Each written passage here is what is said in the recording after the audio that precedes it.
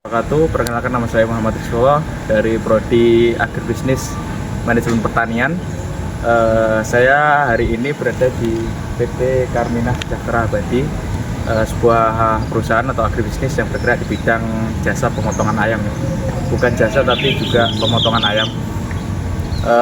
Di sini saya akan mencoba untuk mewawancarai pemilik PT, pemilik perusahaan ya. Semoga saja bisa bertemu dengan ownernya. Di sini akan sedikit mewawancarai untuk kelayakan agribisnis ya. Di sini saya akan mencoba nanti masuk dan minta izin untuk mewawancara seperti itu. Yes. Saya di sini bersama dengan Pak Agus ya. Pak Agus selaku pengawas kedua PT KSA. PT KSA ya, PT KSA ya.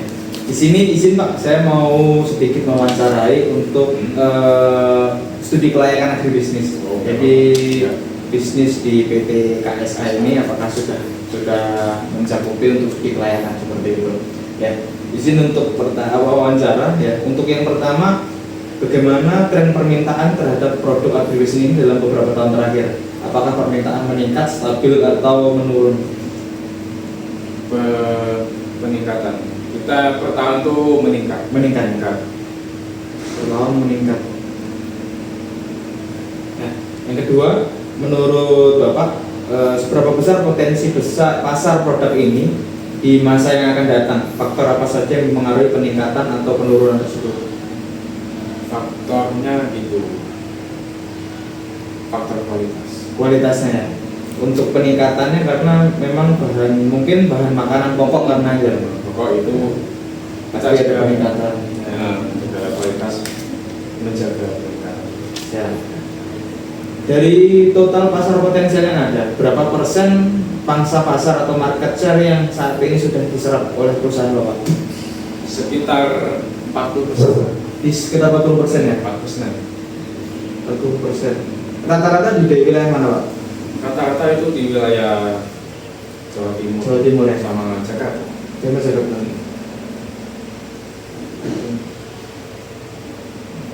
Oke. Dari apakah Bapak memiliki target peningkatan pangsa pasar di masa depan? Jika iya, berapa persen kenaikan dan dalam jangka waktu berapa lama? Jadi strategi Bapak kira-kira berapa persen untuk penaikan dan jarak jangka berapa lama? Strategi kenaikan itu ya 20% per tahun. Per tahun ya? Iya, 20% per tahun.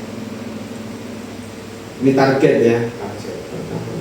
Sebenarnya ini ya targetnya itu 80% lah, tapi pastilah untuk pastilah pasti cari itu. Ya. Strategi pemasaran apa yang saat ini digunakan untuk mencapai target market share tersebut, seperti promosi, menjaga harga atau kualitas kemasan? Pasti menjaga kualitas yang kemasan dan saluran distribusi dan gitu. Oke. Bagaimana posisi produk atau siklus hidup produk?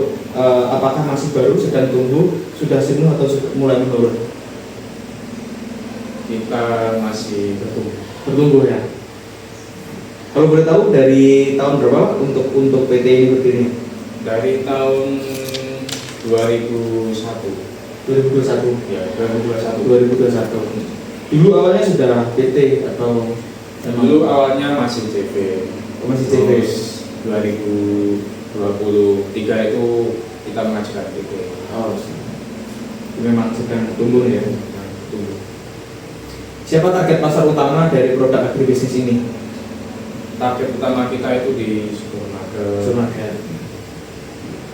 Di industrial juga. Di Israel juga. Oh, siap. Oke. Apakah ada rencana untuk memperluas pasar ke wilayah atau segmen konsumen baru? Ada rencana makros, ada. Ada juga ya. Pasti ada lah ya untuk berkembang ya. Ya. Nah, sekarang untuk aspek teknis, di mana lokasi usaha agribisnis ini dan apa alasan Anda memilih lokasi ini? Kita di Blitar. Ya, di Blitar. Kenapa milih di Blitar itu? Karena di Blitar itu kan banyak peternak ayam itu kan banyak. Oke. Jadi misal dekat dengan bahan baku ya, bisa dibilang dekat dengan Dekat bahan baku. dengan baku. Siap. Ya. Seberapa luas lahan produksi atau kapasitas produksi yang dimiliki saat ini, dan apakah sudah mencapai skala ekonomis? Sudah mencapai skala itu. Sudah mencapai. Ya? Oke. Jenis mesin dan peralatan utama apa yang digunakan dalam proses produksi dan bagaimana kriteria pemilihannya? Jenis mesin ada cold storage, itu cold storage buat penyimpanan. Untuk penyimpanan. Ada staging itu buat pemanasan ayam sebelum dicabut dulu. Oh, untuk pemanasan ya. Itu dua aspek penting ya, untuk mesin ya. Siap. Jenis mesin dan peralatan utama, apakah mesin dan peralatan tersebut buatan lokal atau impor, Pak? Buatan lokal. Lokal. Buatan lokal. Dapatkah Bapak menjelaskan alur proses produksi dari bahan baku hingga menjadi produk akhir, Pak? Bisa. Secara singkat saja ya. Secara singkat saja. Ya. Ayam dari toko itu langsung ke mesin penggantung, Ya. terus ke penyembelian, penyembelian, terus lagi itu dari scalding itu. Ini sekali dipanas ya. Ya, panas, Masuk ke panasan. di scalding, nanti ke mesin kecabut dulu. Langsung dicabut dulu ya. Cabut dulu, nanti ke ada yang bersihin jeroannya, jeroan, terus nanti ke pemotongan jagat Memang jaga. sama pemotongan kepala. Oke. Jadi sudah jatuh ke bak bersih itu tidak ada kepala, tidak ada jagat. Jadi sudah tinggal packing.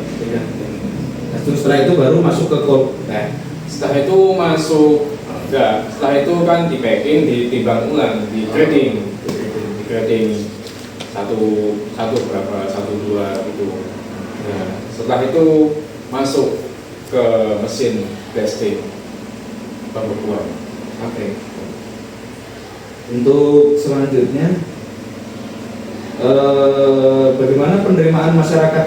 Apakah tanggapan masyarakat tentang adanya PT di sini? Tanggapan masyarakat di sini tuh positif, Positif ya. menerima. Karena mungkin juga di sini juga juga menerima lapangan kerja untuk masyarakat sekitar. Ya, kita membuat PT di sini tuh juga membantu masyarakat. Oke. Ya, kita lanjut ke aspek manajemen ya. Siapa yang bertanggung jawab sebagai manajer atau pengelola utama, Pak, di usaha ini? Penanggung jawab itu ada nama bos saya itu Rauful Muflisin. Pak Rauful Muflisin ya, Itu penanggung jawab. sebagai manajer atau penanggung jawab ya.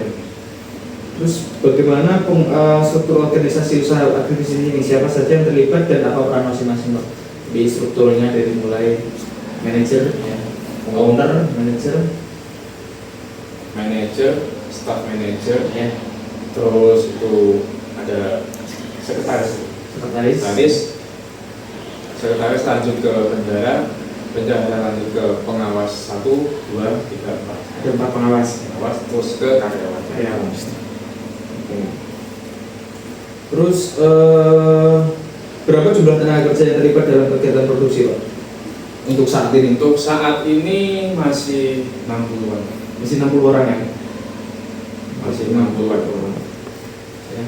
Terus apa saja kualifikasi yang dibutuhkan dari tenaga kerja tersebut? Kualifikasinya pekerja itu disiplin dan bertanggung jawab. Disiplin, rajin lah yang